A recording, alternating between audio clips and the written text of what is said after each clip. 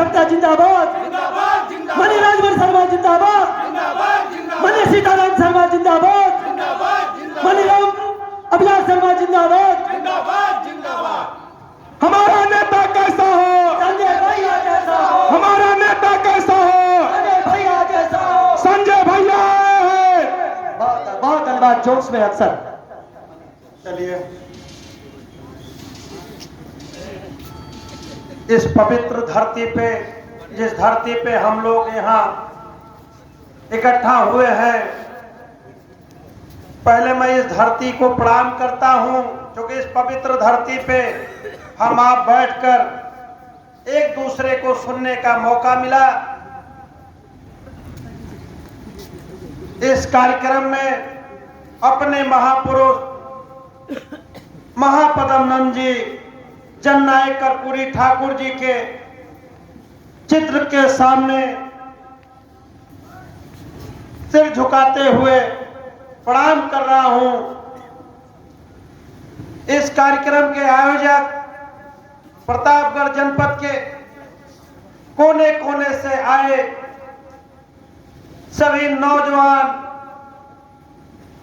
माताएं बहनें, आप सबको सबसे पहले मैं प्रणाम करता हूं, क्योंकि आप लोग अपना अमूल्य समय निकालकर अपने बेटे, अपने भाई संजय विद्यार्थी को सुनने के लिए यहाँ आए हैं। मैं आप सबका ऋणी हूं, आप सबको धन्यवाद आभार प्रकट करता हूं, आप लोगों का कृतज्ञ करता हूं मैं, क्योंकि आप अपना अमूल्य समय छोड़कर, अमूल्य काम छोड़कर आज अपने बेटे, अपने भाई को सुनने के लिए आए हैं। आपको मैं बारंबार प्रणाम धन्यवाद देता हूं। इस कार्यक्रम के आयोजक, जिनके बुलाने पे आपके बीच में आने का मैं काम किया, अभी एक हफ्ते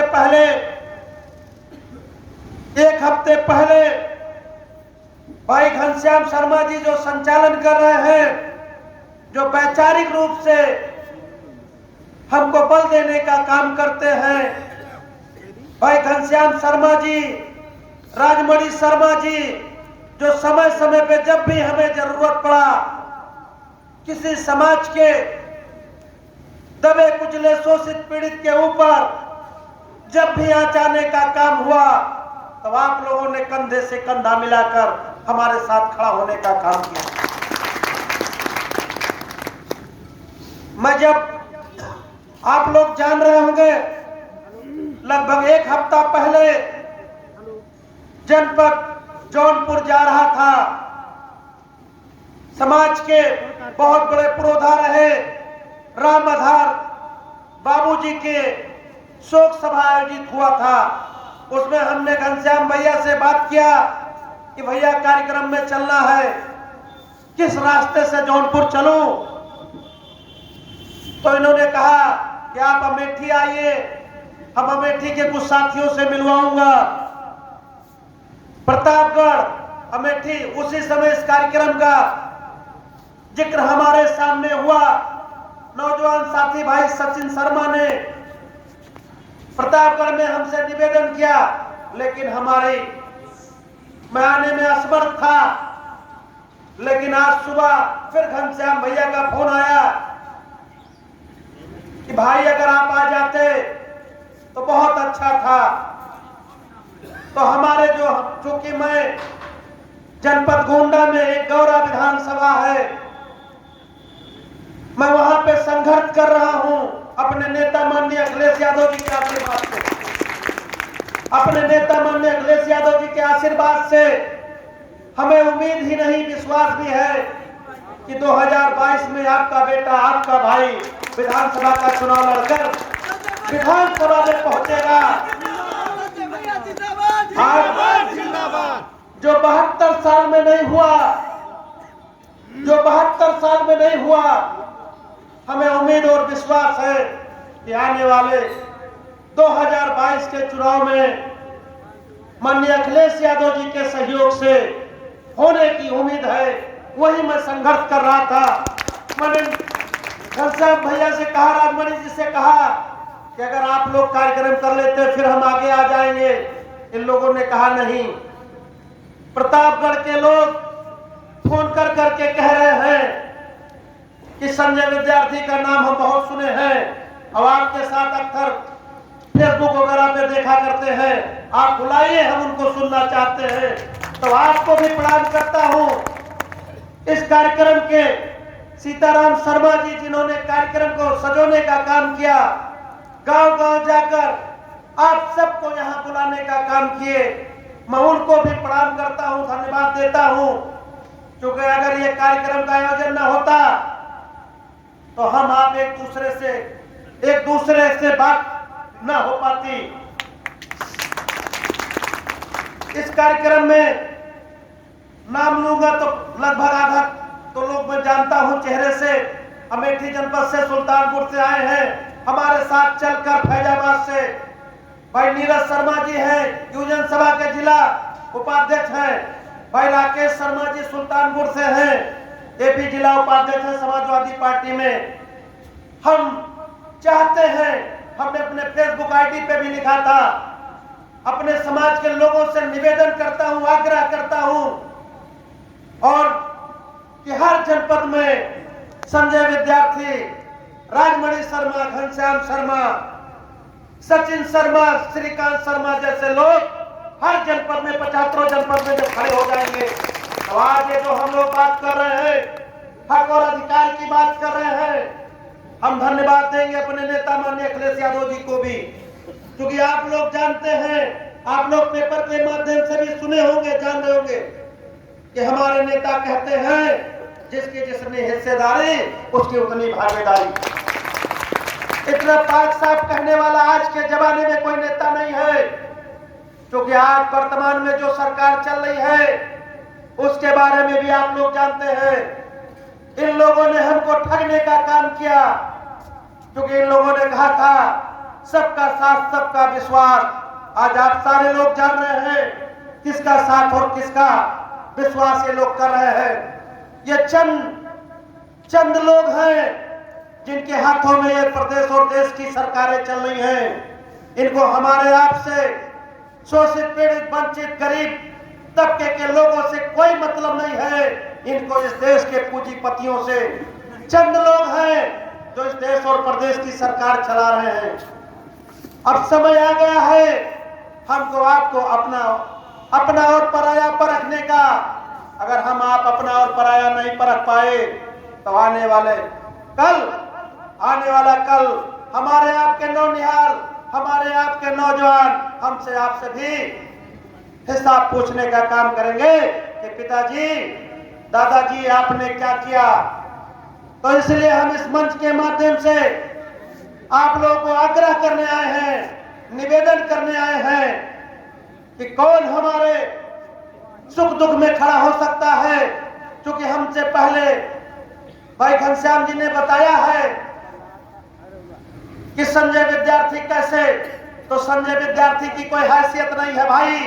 मैं खुले मंच से बताना चाहता हूं, अगर अपने समाज, अपने भाई, शोषित, पीड़ित, वंचित के साथ आपका बेटा, आपका भाई जब भी खड़ा होता है तो आपके बेटे के ऊपर इस प्रदेश के पूर्व मुख्यमंत्री माननीय अखिलेश यादव, माननीय मुलायम सिंह का हाथ रहता है, तब आपकी लड़ाई लड़ पाता है। इस कार्यक्रम के माध्यम से, क्योंकि आप लोग जानते हैं कि जिस महापुरुष के नाम पे हम लोग राजनीति कर रहे हैं, जिस महापुरुष के नाम पे हम आप एक दूसरे को जगाने का काम कर रहे हैं, ऐसा सुंदर इतिहास जननायक कर्पूरी ठाकुर जो हमारे महापुरुष हैं, उनका नाम सुनकर कोई समाज में ऐसा तबका नहीं है कि जो जननायक जी का मुरीद ना हो। चाहे वो अगला तबका हो, चाहे पिछड़ा तबका हो, चाहे दलित तबका हो, हमारे महापुरुष ने उस जमाने में ऐसा काम किया है जिस जमाने में लोग एक दूसरे का नाम लेने में भी डरते थे। 1977 में हमारे महापुरुष ने महिलाओं को 3% आरक्षण देने का काम किया। गरीब सवर्णों को भी 3% आरक्षण देने का काम किया था। ये हमारे महापुरुष, हमारे ब्लड, हमारे खून में, और उस जमाने में दिया जब सामंतवादियों का पूरे देश में जलजला चल रहा था। उस जमाने में लोग गांव में भी नाम नहीं लेते थे, शहर की बात छोड़ दीजिए। हम ऐसे महापुरुष के वंशज हैं, ऐसे महापुरुष के हम सिपाही हैं। इसलिए हम आपसे निवेदन आग्रह करने आए हैं। मैं किसी पार्टी की बात नहीं कर रहा हूं, लेकिन हम ये जरूर आग्रह करूंगा, ये जरूर निवेदन करूंगा कि हमारे लिए किसने काम किया और किसने काम नहीं किया। हमारे महापुरुष के नाम पे सार्वजनिक अवकाश, जैसे अभी हमसे पहले वक्ताओं ने बताया भी है कि हमारे महापुरुष के नाम पे सार्वजनिक अवकाश घोषित करने का काम माननीय अखिलेश यादव जी ने किया था। लेकिन ये जो आताताई सरकार चल रही है, जो हमारे आपके दुश्मन हैं, हमको आपको दबाने का काम कर रहे हैं। वो जानते हैं कि जननायक कर्पूरी ठाकुर जी को अगर समाज के लोग पढ़ लेंगे, समाज के लोग जान लेंगे, तो एक समय हुंकार भर के खड़े हो जाएंगे। इसलिए हमारे महापुरुष का इतिहास दबाने का काम कर रही है ये वर्तमान सरकार। हमारे सार्वजनिक अवकाश को खत्म करने का काम किए, आप सारे लोग जान रहे हैं। हम आप लोगों से निवेदन आग्रह करेंगे, क्योंकि यहाँ पे हर दल के लोग, हमारे समाज के लोग बैठे हैं। तमाम ऐसे लोग हैं कि कुछ लोग बहुजन समाज पार्टी से, कांग्रेस से, बीजेपी से भी नाता रखते हैं। लेकिन मैं इस कार्यक्रम के माध्यम से आपसे निवेदन और आग्रह करता हूं कि आपका बेटा, आपका भाई, जब माननीय अखिलेश यादव मुख्यमंत्री थे, आपका बेटा जब पावर में था, तो मैंने किसी से नहीं पूछा आप किस दल में हो, कहां से आए हो, किस जनपद से आए हो। मेरे पास अगर किसी ने फोन के माध्यम से भी फोन किया, तो मैंने फोन से ही लोगों की मदद करने का काम किया। मेरे पास अगर कोई आया, तो मैंने ये नहीं पूछा कि आप किस दल की राजनीति करते हो, किस दल में काम करते हो। हमारे पास जब पावर था, तो हमने लोगों की मदद करने का काम किया। ये पावर मेरे पास कहां से आया, इसको भी आपको सोचना पड़ेगा। आपके बेटे के पास पावर कब आएगा, इसके लिए आपको सोचना पड़ेगा। आपको समझना पड़ेगा कि हमारे बेटे के हाथ में मजबूती कौन देता है। आपके बेटे के हाथ में अगर किसी ने पावर दिया, तो ये समाजवादी पार्टी माननीय अखिलेश यादव ने दिया। प्रदेश के 75 जिले में मैं चलकर जाकर अपने लोगों के बीच में उनके सुख दुख में खड़ा होने का प्रयास करता हूं। जहां तक सवाल था, पढ़े अभी गुरुजी कह रहे थे कि शिक्षा पे बल दिया जाए। एकदम शिक्षा बहुत जरूरी है, क्योंकि शिक्षा नहीं होता, अगर मैं छात्र संघ का उपाध्यक्ष न होता, अगर मैं फैजाबाद विश्वविद्यालय में उपाध्यक्ष न होता, तो हो सकता है मेरे अंदर भी ये क्षमता, ये बात, ये जज्बात न पैदा होता कि हम विधायक बनकर उत्तर प्रदेश के सदन में जाएंगे और शोषित, वंचित, पीड़ित समाज के लोगों के हक और अधिकार की बात करेंगे। लेकिन गुरुजी, हम आपसे क्षमा चाहते हुए एक बात और रखेंगे, क्योंकि जिस समाज से हम आते हैं, अगर इस समाज को किसी ने दबाने का भी काम किया है, तो हमारे समाज के पढ़े लिखे लोगों ने भी दबाने का काम किया। हमारे समाज में जो लोग पढ़ लिख कर इंजीनियर, डॉक्टर, आईएएस, पीसीएस, उद्योगपति बन गए, वो अपने समाज को भूल गए। हमें, चूंकि मैं गौरा विधानसभा से चुनाव लड़ने की तैयारी कर रहा हूं, हमारे भाषण को हमारे विधानसभा के जो हमसे जलते हैं या जो हमारे विरोधी लोग हैं, वो हमारे विधानसभा में हमारे भाषण को सुनाने का काम करते हैं। लेकिन मुझे कोई गुरेज नहीं है, क्योंकि हमारे नेता माननीय मुलायम सिंह यादव जी कहते थे एक समय कि 1992 में अगर हमारे शोषित, पीड़ित, पिछड़े समाज के लोग अगर हमारे साथ न खड़े हुए होते, अगर ये भी हिंदू हो जाते, तो मुलायम सिंह यादव नेता ना होते। तो मुझे कहने में कोई गुरेज नहीं है। हमारे लोगों से चर्चा होता है कि नाई समाज का एक भी आदमी अगर भीख मांगते दिखा दोगे तो मैं राजनीति से संन्यास ले लूंगा। राजनीति में अगर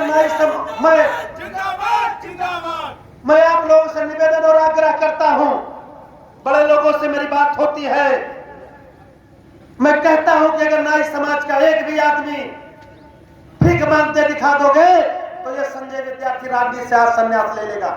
लेकिन जिस समाज में लाखों लाख लोग